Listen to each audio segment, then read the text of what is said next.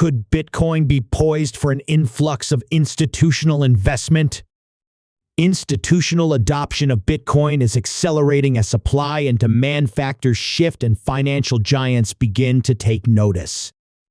Last week, inflows to crypto investment products rebounded to top $430 million thanks in large part to Bitcoin ETFs, according to CoinShares.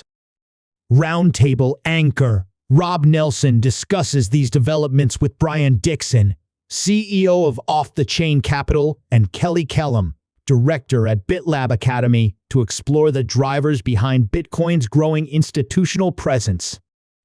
Nelson kicked off the chat by emphasizing the role of supply and demand, suggesting that a supply buildup is on the horizon due to growing interest from various sectors.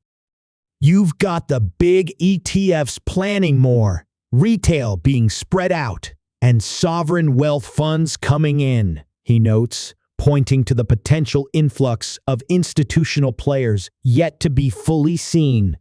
Brian Dixon agreed with the outlook, adding that institutional investors typically undergo lengthy due diligence processes before deploying capital.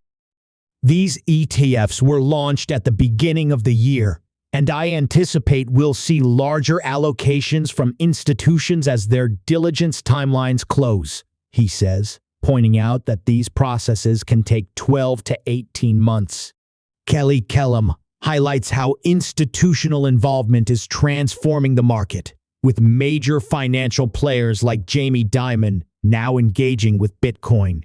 The data suggests that, as slow as people think it's moving, the rate of adoption is unprecedented, he notes, explaining that institutions are finally warming up to Bitcoin's potential as a secure asset class. Looking ahead, both Dixon and Kellam believe the increasing availability of on-chain data and the growing acceptance of Bitcoin by financial powerhouses will lead to significant institutional and retail investment.